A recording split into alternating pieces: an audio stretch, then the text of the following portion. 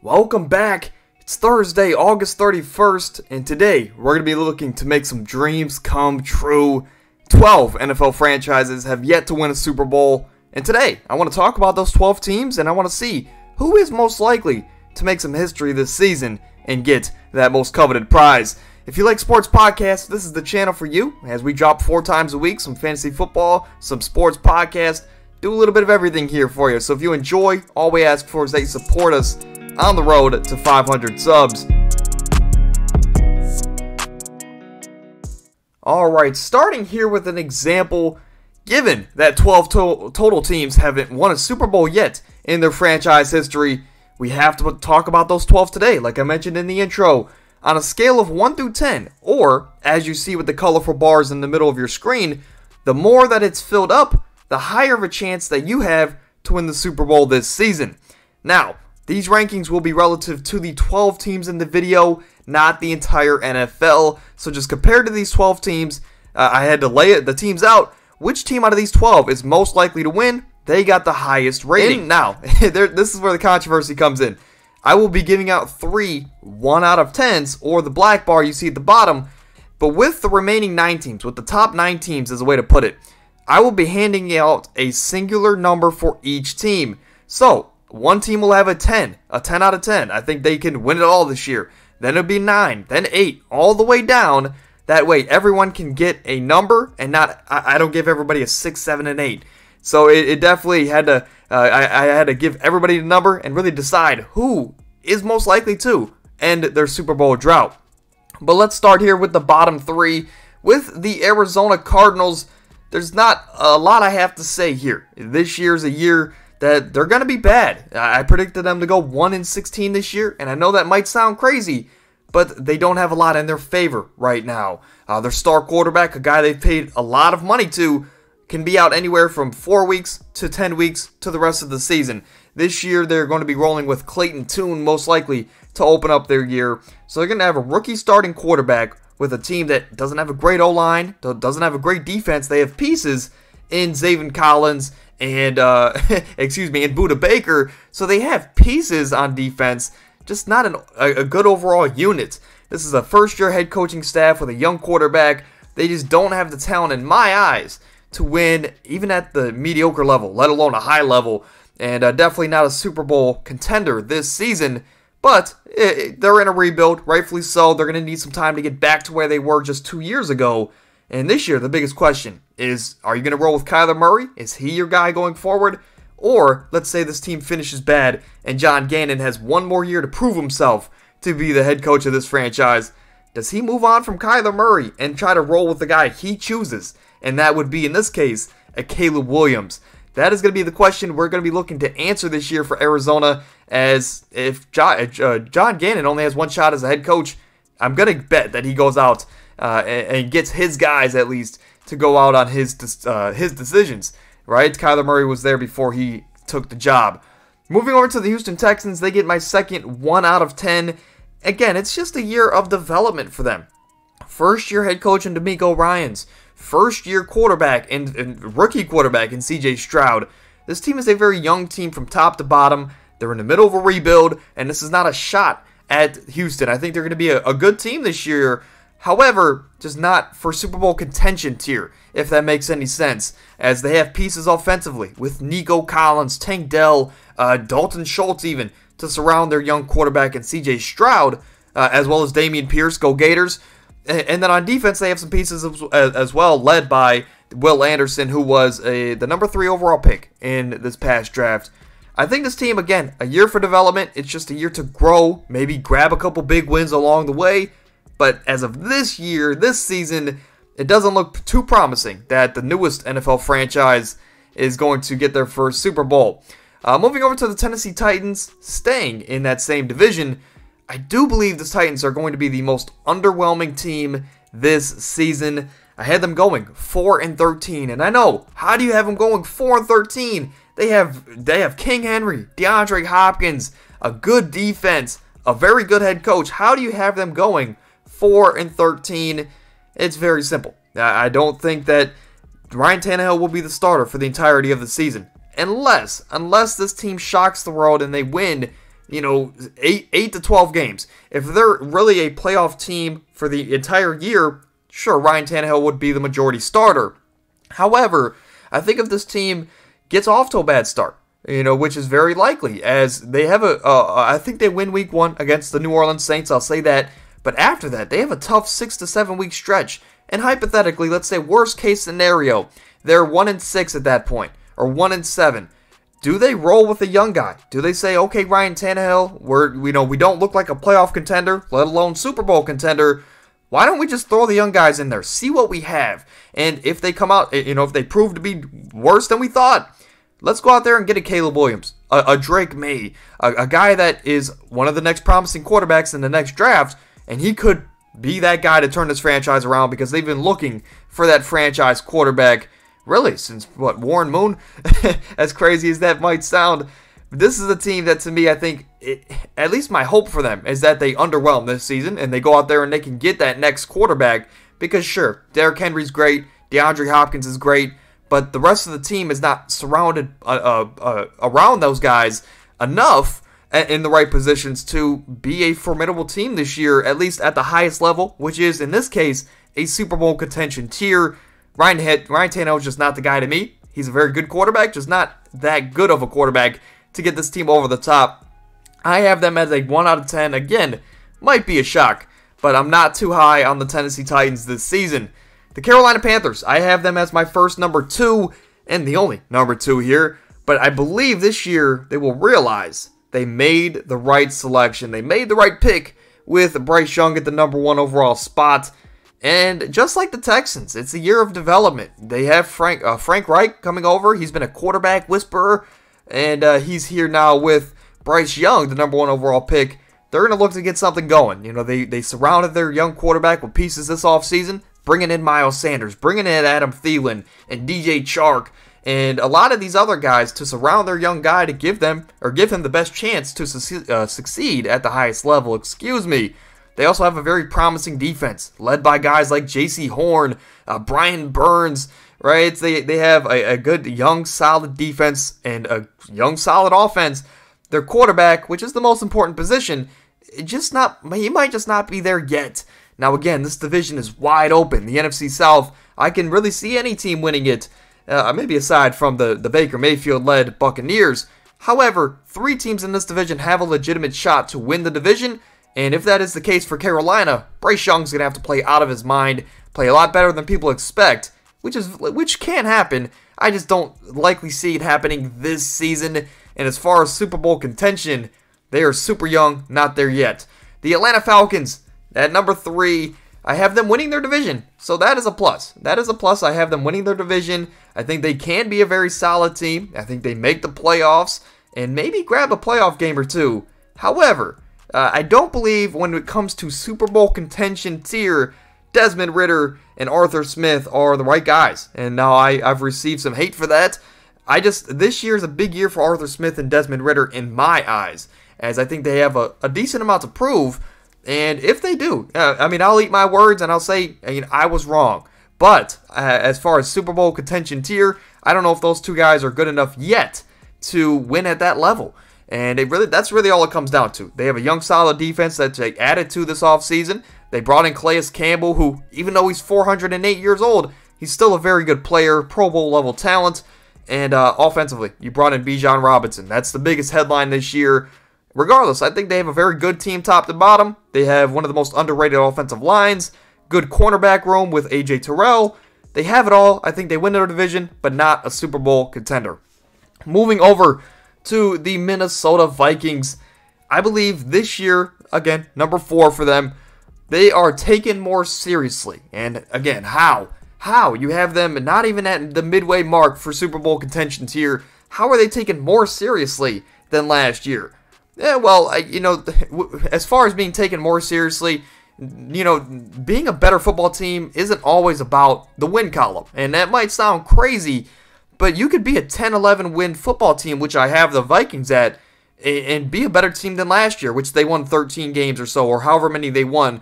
This team is going to be a better football team this season than last year. They're going to be taken more seriously. I think we might view them as a dark horse Super Bowl team. However, I don't see them, compared to the other teams on this list, granted, I don't see them having a higher chance than them to winning the Super Bowl. However, I do think that they're feared a little bit more around the league, and Jordan Addison has a very big rookie season. They're just not there yet. Again, I think they're just a trade away or a move away defensively to taking that next step. But they did bring in Byron Murphy, excuse me, and he should have a pretty good year there as the cornerback one, replacing Patrick Peterson. But at number 5, I have their division foe. I have the Detroit Lions, and I think the Detroit Lions end their playoff drought, and they return to the postseason. That, of course, would mean that they win this division. I guess not necessarily, but I do think in Week 18 it comes down to it. The Vikings and the Lions. The Lions can end this, this historic run in a bad way, and they return to the playoffs, getting to the playoffs. And I think that'd be a great story to end the year. But the Detroit Lions, they end their really bad playoff drought. They make it. They have a really good team, both sides of the ball. Underrated quarterback in Jared Goff. They have solid options around him, led by the Sun God. Hopefully, Jameson Williams could get his priorities straight so he can come back and show his true potential. Defensively, they added C.J. Gardner-Johnson. They added some other pieces. Aiden Hutchinson to take another step this year into superstardom. This team has a lot of good pieces. They have the head coach, I believe, to win at the highest level, but Dan Campbell to me is kind of like Arthur Smith, where they've shown promise as a head coach with their young teams. I just don't know if they can win at the highest level yet, and I'm looking to see if the Detroit Lions and Dan Campbell can prove me wrong and do that here in 2023. But the Detroit Lions, I do think they make the playoffs. I just don't think they're a Super Bowl contender, and that's why I have them middle of the road at number 5. Number 6, Deshaun Watson returns to form. As a Browns fan, let me be biased a little bit. I've been very modest this entire offseason, and if you know me personally, I'm honestly a Browns hater more so than a Browns lover, and I'm a Browns fan. I'm more so of a realist than a true fan. However, I think I put this team at number 6 for the sole reason that we have one of the most complete rosters here in the NFL, and if there's any chance that Deshaun Watson returns to what he was in Houston, even 80% of what he was in Houston, this team has a legitimate chance to not only win their division, but to be a Super Bowl contender. And that sounds crazy to say as a Browns fan, but with possibly with the potential that he returns to form, a top 5 level quarterback, the best running back in the game, one of the above average offensive line, above average receiving room, and a great overall defensive unit with a new defensive coordinator that's a proven Super Bowl champion. This team has one of the most complete rosters in the NFL. So if Deshaun Watson can return to form at all of what he was in Houston, his MVP level, I really think this team has a chance to shock a lot of people. And maybe this is just my fandom stepping in, but I really believe we have what it takes. And I didn't even mention Myles Garrett. Myles Garrett might be a top 10 player in the NFL. We have what it takes to win at the highest level. We just need the quarterback to get there. We need him to return and play at his contract value. And that's what we need to maybe shock the world, get the Browns a Super Bowl. I mean, I think when the Browns get a Super Bowl, the world might actually be in danger of ending. We'll have to keep a lookout for that, right? Moving over to the Buffalo Bills, I have them at 7. And again, how do you have a team that was 1 game away or 2 games away last year and 1 game away 2 years ago? This is a team to me that is going to have a down year. And that might sound crazy again. I keep saying that. But, if you want me to be vanilla and you want me to say, okay, I think the Chiefs, Bengals, Niners, and Bills have the best chance to win it all, that's just vanilla. Nobody wants to hear that. However, for Bills fans, I just need to stay away from Bills Mafia, as I do believe they barely missed the playoffs. Again, a lot of that is due to their schedule and their division. They have a very tough schedule. Their last 6 games are against all top 5, top 6 teams. Their division is tough in itself. I think Buffalo is not only loses this division, but they're 3rd in this division behind the Jets and the Miami Dolphins. This is a team to me that will panic this season. Whether they fire Sean McDermott, whether they have to trade Stephon Diggs, there's going to be some panic level if that prediction is true that they miss the playoffs this year. As, again, maybe I'll say this, maybe they have the best defense in the game with a top 2-3 level quarterback. How does this team miss the playoffs? Again, it's just their division, their schedule, and a part of it is also just going to be the internal frustration with the offense led by Stephon Diggs. And for the reason that I think this team will panic and maybe, fire Sean McDermott or trade Stephon Diggs, I do think this is a trade destination for a guy like Terry McLaurin. I do think after next year, Terry McLaurin might want his way out. He could end up in Buffalo. Or a guy like Cooper Kupp. Cooper Kupp's on the tail end of his career at this point. Maybe he finds his way in Buffalo for his last couple years, his last big contract. I think it is a very exciting future for Buffalo, even though their window's closing, I guess you could say more so than it was a couple years ago. Still a solid team. I just think I would put my money elsewhere as far as who wins the Super Bowl this season, as Buffalo's kind of turning into that Dallas where they're really, really good every year, but they don't have enough to get over the top. And that's just where I sit with them right now. Moving over to number 8, I have the Los Angeles Chargers.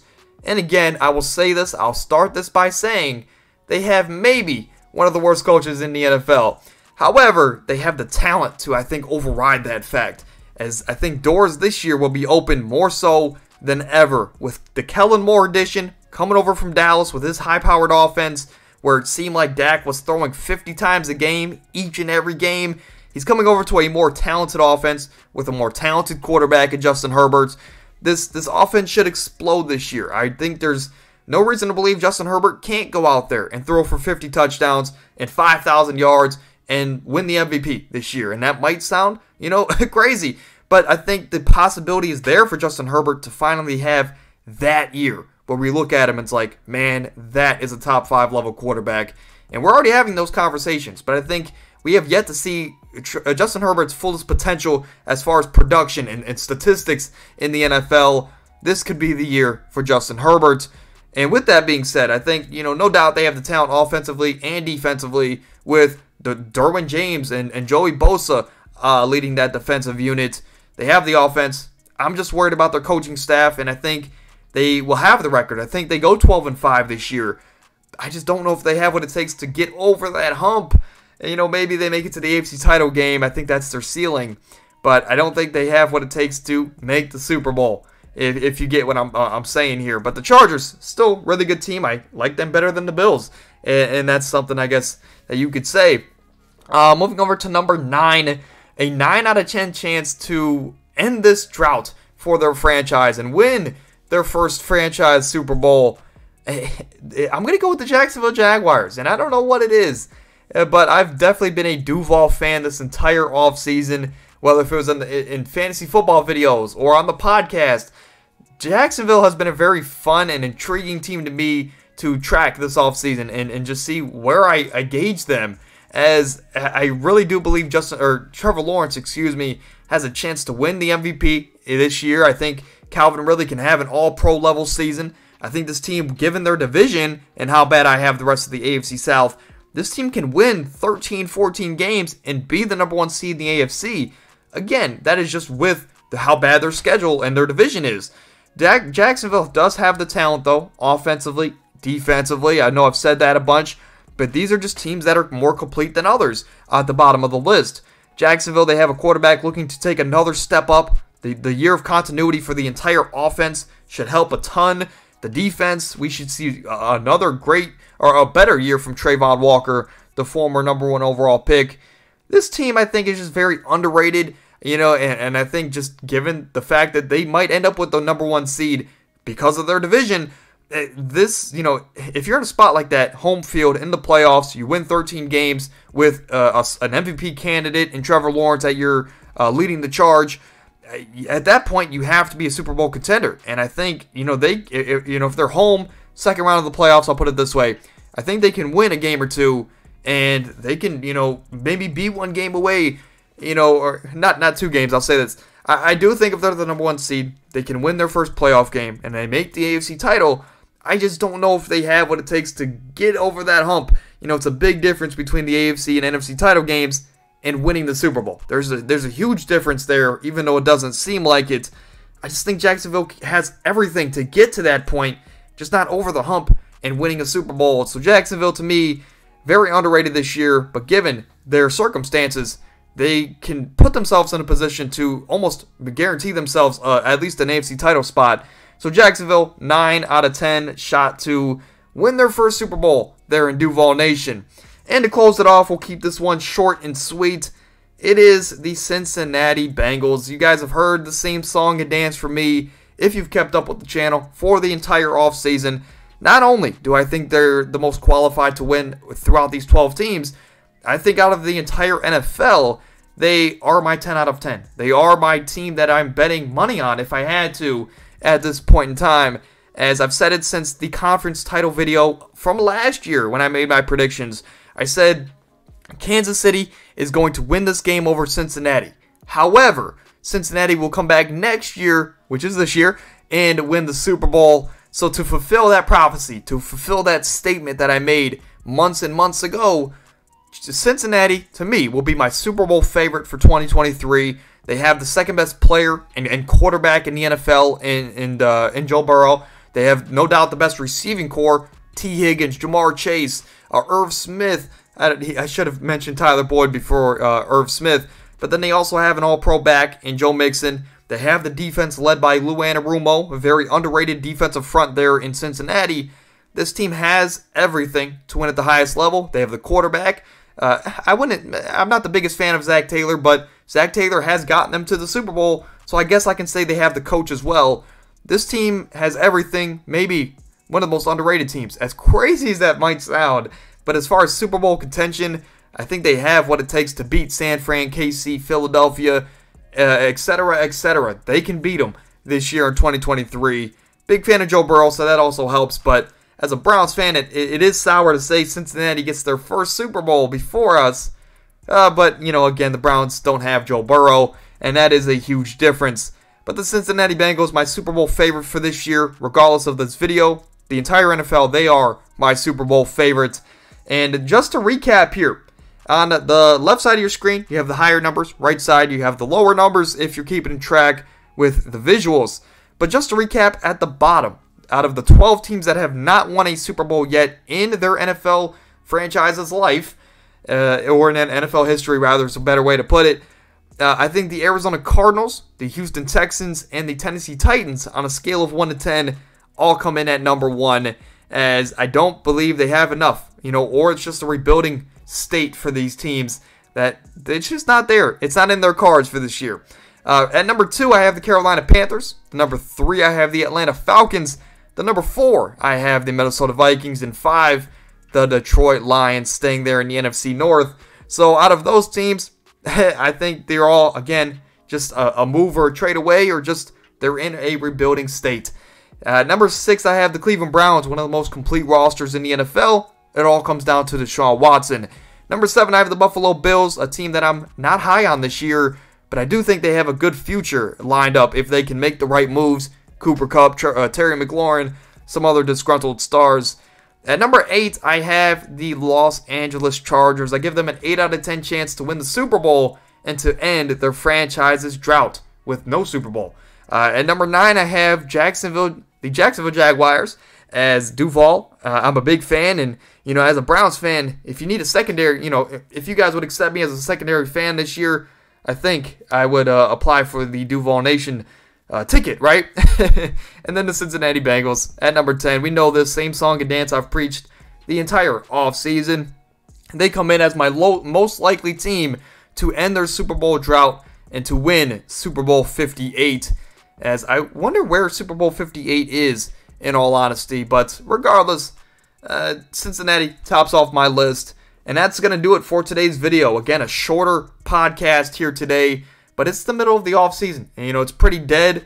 And here, just in, a week or two, we're going to have the NFL season kick off here. So next week, expect some different content here on the channel, and I'll spoil that.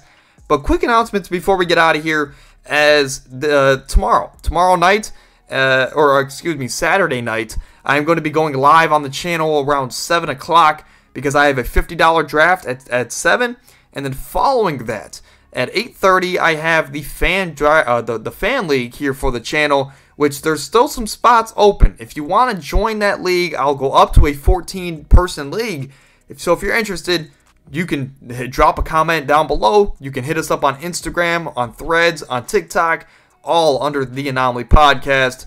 Just go over there, hit us up, and we can get you in the league. It's as simple as that, as long as you stay active.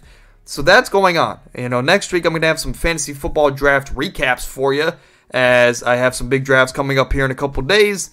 And that's going to do it for today's episode. I'll see you guys tomorrow for my final set of rankings, and that should be tons of fun. But without further ado, I'll see you guys tomorrow for the Friday video. And without further ado, go Gators as they start their season tonight against Utah. I'm excited for that game, as anything can happen in college football.